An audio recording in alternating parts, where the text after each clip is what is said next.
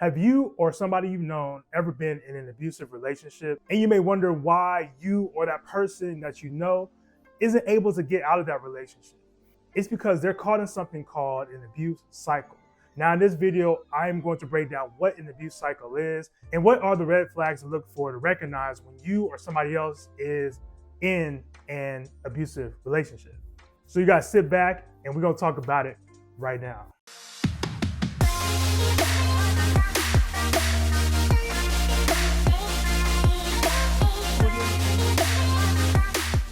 What's going on, y'all? My name is Terrence, Stewart. I'm a licensed therapist, men's mental health expert, and we're going to talk about an important topic today, which is the misunderstood topic of the abuse cycle. Now, the abuse cycle is often a cycle that is presented in abusive relationships. Now, understanding the abuse cycle is super important because what it helps us do is recognize when it's happening to ourselves and also when it's happening to people that we may love or care about, or just the people around you. And the reason why we want to have this recognition is so that we can protect ourselves and we can also provide support for the people that we love and the people that are around us that are in abusive relationships. Now, the first phase of the abuse cycle is called the tension phase. And during this phase, typically, the victim is usually walking on eggshells and trying not to irritate or bother or be a burden to their abuser. Many times, this may come from the abuser being easily irritated about something, something could have happened at work or with their family, something they're not talking about. And many times, the victim, again, is not trying to make any matters or situations worse.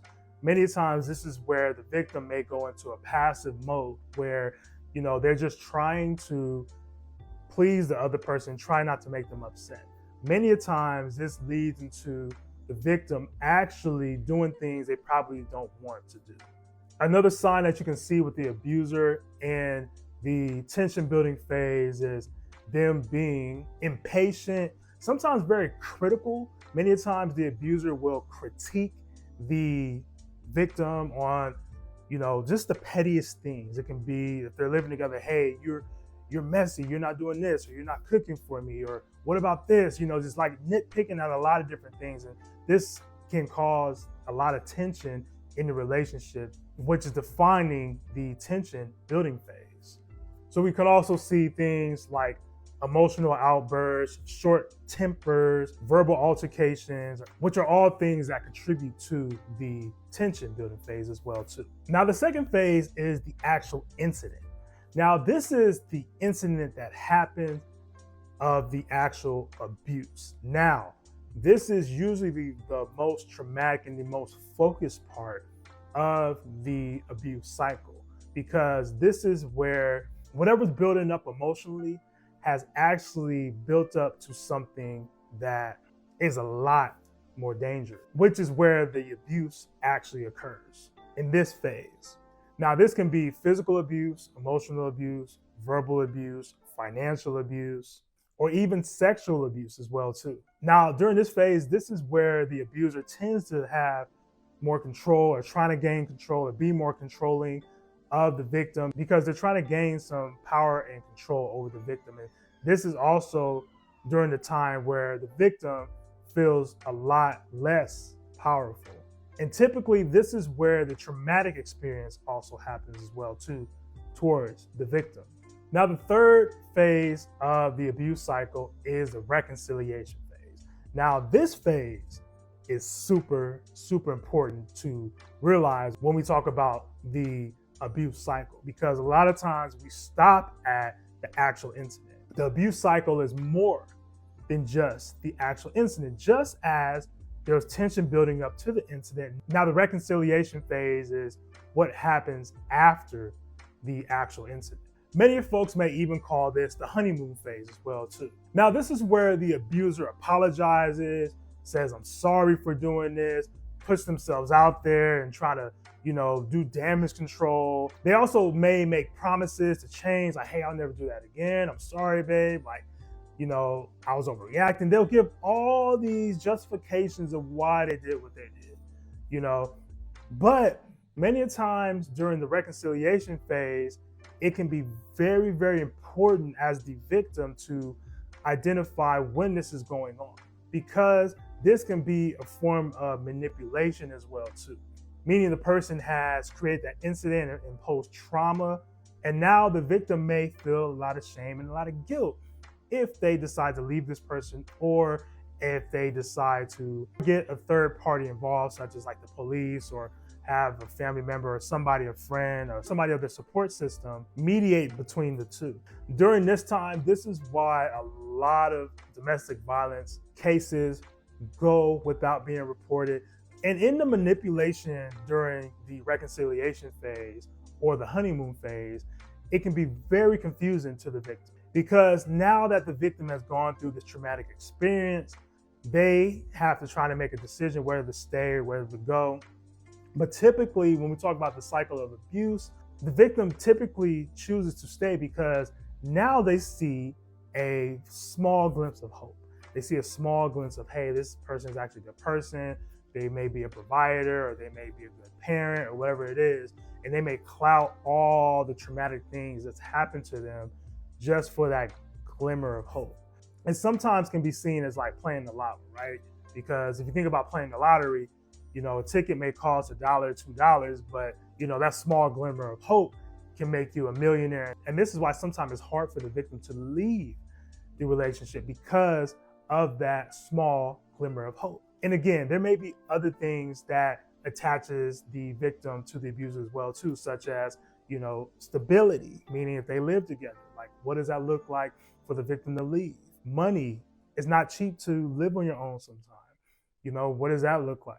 There may be kids involved, and that is a super, super tricky situation, because now the victim has to consider what's best not only for themselves, but also what's best for the kids as well too. Now, the fourth and last phase of the abuse cycle is called the calm phase. Now, the calm phase can be seen more as a peaceful time during the relationship. This is after the abuse has been done. This is after the reconciliation. The abuser may be living up to the promises and doing the things and trying to make those changes and, all those different things to create some calm in the relationship.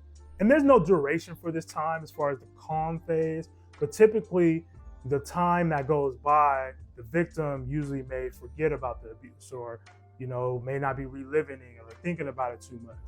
But this does not prevent the incident from happening again.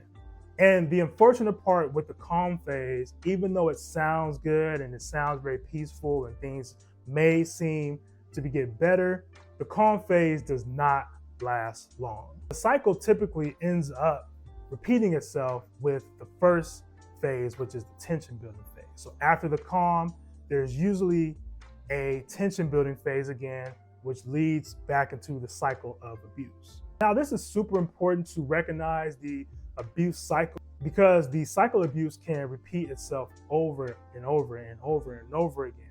And it can also be embedded into the DNA of the relationship, meaning that the cycle of abuse has become a norm. It's something that happens on a regular basis. It may be something that the victim and the abuser actually don't really see as a problem. It can be seen as this is just the way they operate, this is just the way they communicate. And typically, it's hard to leave these type of relationships because the victim, again, has that glimmer of hope, and they feel as if their abuser can change. They feel as if things can get better. They feel as if when that reconciliation, that honeymoon phase comes, and maybe the calm is a little bit longer. It's not, a week, it's turned into maybe a month or maybe 3 months, but the tension's built up again. This is why it's hard for anybody who is in the abuse cycle to actually leave and get out of that cycle. In addition to that, there are fears of leaving the partner or the abuser. Sometimes it can be a fear of the financial component again. It can be the fear of what's going to happen to the kids if they have kids together. It can also be the fear of the victim's life. What if the abuser has threatened them before, and now they're scared or worried about, hey, if I leave, my life is at jeopardy. Now, although breaking the cycle is challenging, it is not impossible to break the cycle. There have been many people that have gotten the help and support to break the cycle, and that's exactly what it takes. It may take a village for you or somebody that you know to actually break that cycle of abuse.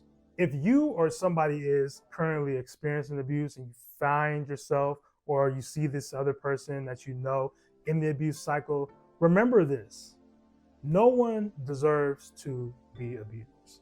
And there is help out there for you to receive support. If you check the description in this video, I have left a couple links so that you or the person that you know can get the help that they deserve. Thank you guys for joining me today in this video. I appreciate you guys for watching this video. If you found this video helpful, or if you know somebody else that can benefit from this, please share this video to those so that they can get the help that they deserve and also recognize the cycle of abuse for themselves. Also, please subscribe to the channel if you are interested in getting more mental health content and to learn more about topics around mental health. I appreciate y'all for tapping in. Terrence, Stewart, y'all take care. Peace.